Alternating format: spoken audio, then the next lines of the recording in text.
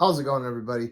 Welcome to another episode of Collecting Collector's Editions. And today we have a collector's edition that I wasn't exactly too excited for, but I know a lot of people were really excited for this game.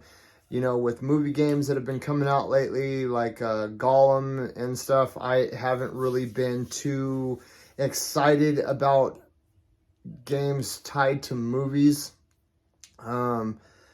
And these movies are movies that I was never extremely fond of. I liked them. I thought they were cool to a certain extent, but they weren't movies that really sparked my interest or caught my eye over in a major way. You know, they weren't like Terminator 2 or anything like that, you know, where just you get this movie and it hits and you could watch it 1,000 times.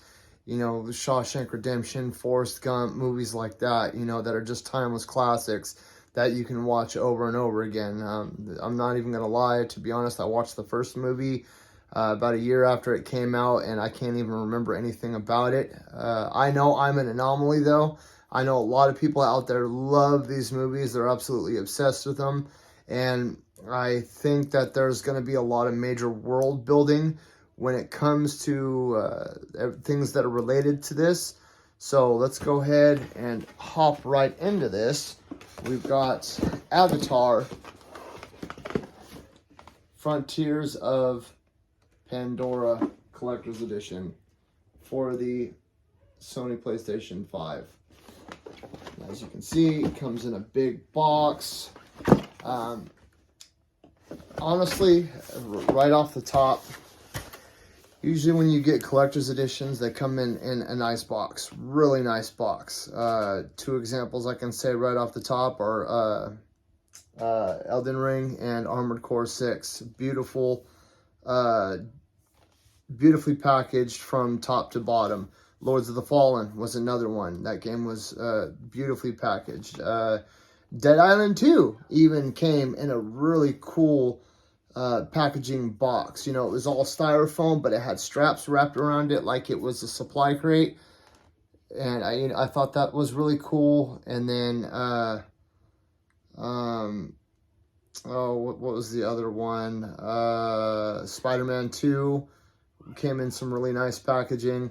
But this already is like just a cheap box with a picture on it.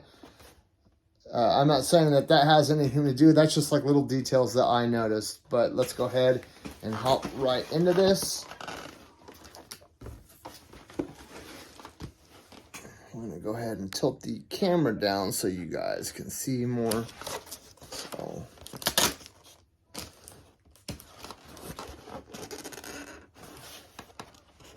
it wasn't even taped up. That's the thing. The tape wasn't even on it. Oh, okay, well, this side is taped up. So, we're going to get out our handy-dandy Kershaw, and we'll cut it open. That was the only piece of tape that was connected on the whole box. Bam. Open it up.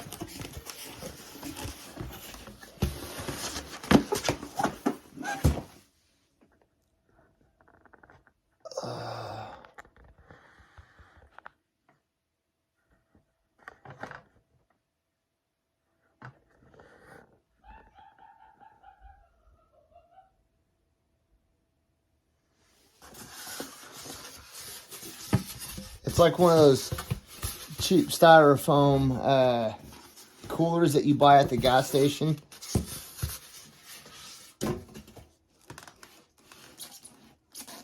Okay, so the first thing we got right off the top is The Art of Avatar, Frontiers of Pandora. I'd imagine this art book is going to be really cool because this is one thing I did notice about these movies is they are very beautifully done. You know what I mean? I know that there's a lot of thought and effort that's put into the environments. God, I love that smell. Oh, man. I love the smell of new books. It's just amazing. I'm guessing a journal. To be honest, I hate it when collector's editions do this. I think this is probably one of the stupidest things that collector's editions can do. these journals. I mean, it comes with a couple cool pictures in it, but it drives me absolutely crazy when the collector's editions have this. This right here is such a slap in the face because it's such a lazy.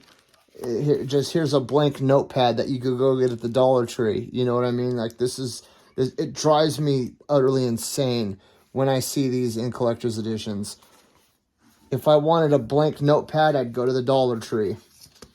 Frontiers of Pandora. Oh, it's like a postcard set. I mean, these are okay. I mean, these are probably like pictures that people would hang up on their wall or something like that. You know, so far I'm not seeing anything too amazing in this collector's edition. Nothing other than the art book. Frontiers of certificate number. Mine is 12,308. This is just the certificate. Pretty cool. Let's see. Spec Ops. Let's see.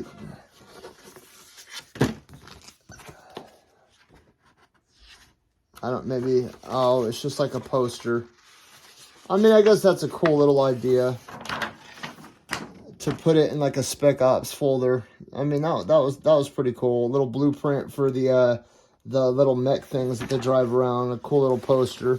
I guess that's, you know, I mean, that's a pretty creative way to package the poster. You know, I'm not gonna lie about that. If it had just been like a blank folder with some pieces of paper in it, I would have been super mad. Here we go. Here's the instructions for how to put the statue together. And here we are, Avatar Frontiers of Pandora Steelbook Edition. We'll be downloading this later today and playing that. So let's go ahead and get into the meat and potatoes.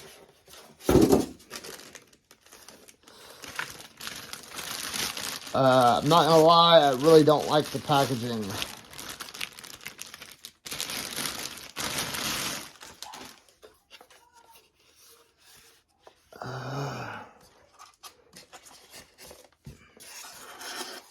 This is actually very similar to the Horizon Zero Dawn, except that came in a huge box and was all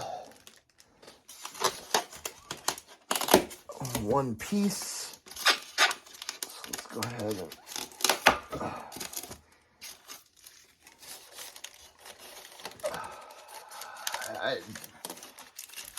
I really just don't like styrofoam packaging. I really don't. Okay, let's get all that out of the way. Let's get all this set up.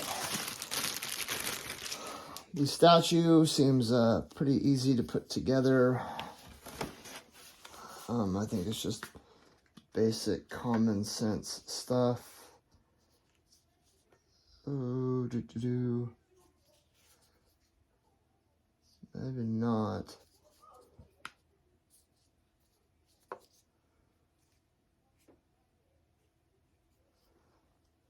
Okay, let's go ahead and break open the instructions really quick.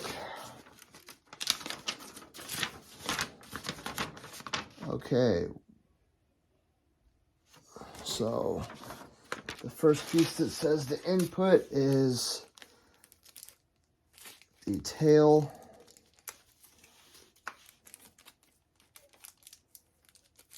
Oh, that's not the tail. Here's the tail.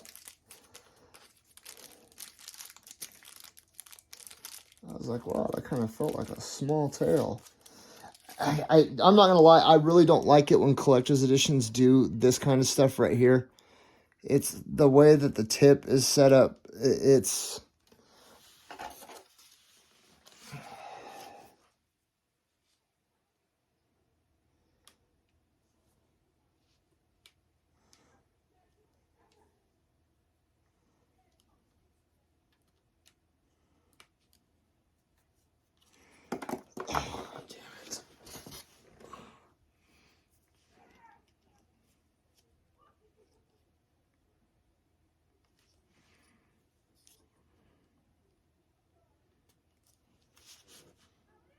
Okay, I may have to glue that in at a later date. All right, let's go ahead and get all this other stuff out.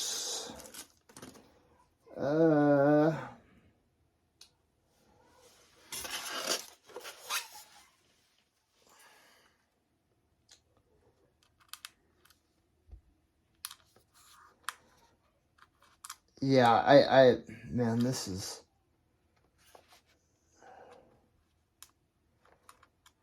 horrible.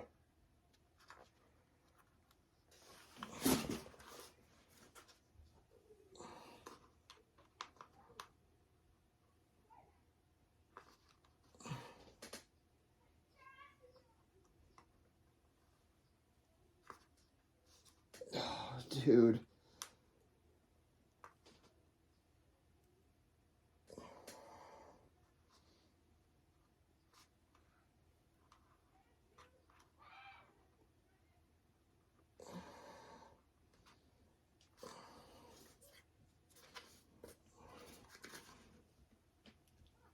Oh, man.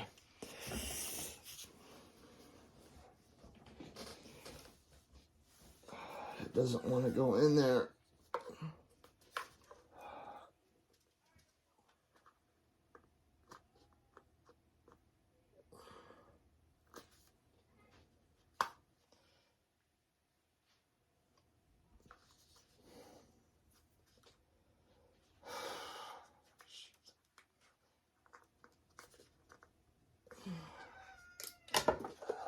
All right, I'm going to go ahead and stop this. Okay, so now we are back with the fully made statue.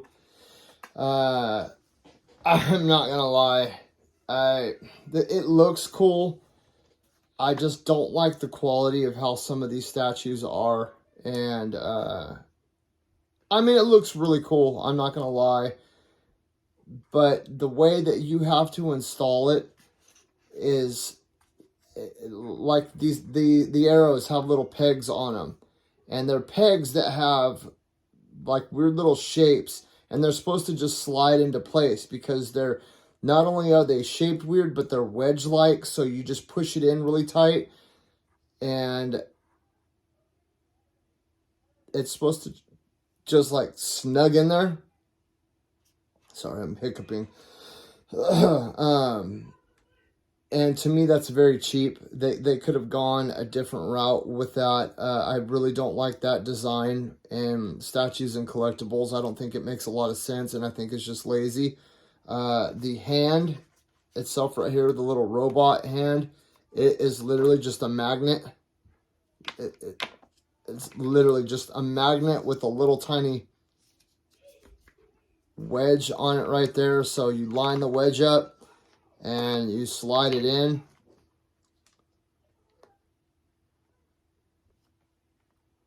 I can even line the wedge up again. Okay, so you line them up and you push the wedge in right here, and then the magnet holds it in place. I really don't like that at all.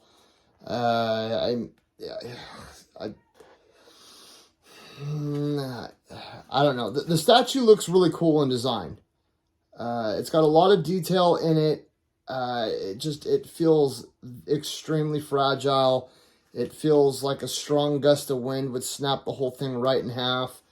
I've held Taco Bell tacos that felt stronger than this.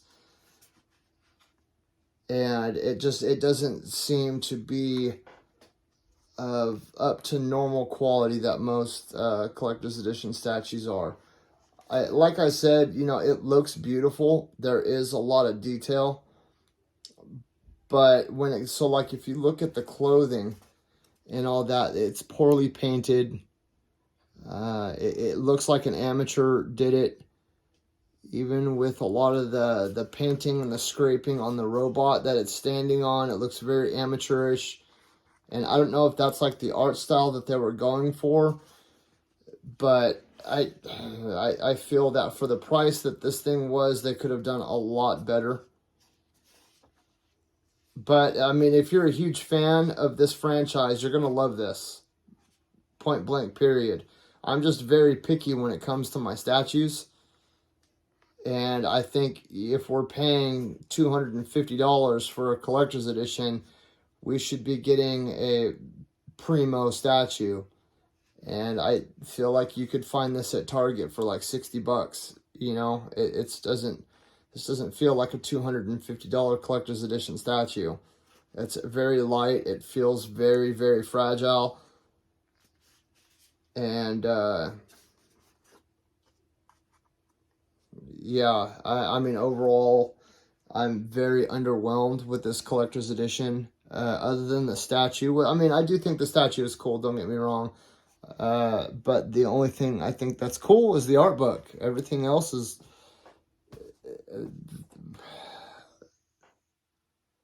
I pretty much paid $250 for an art book, a cheap statue, in the game.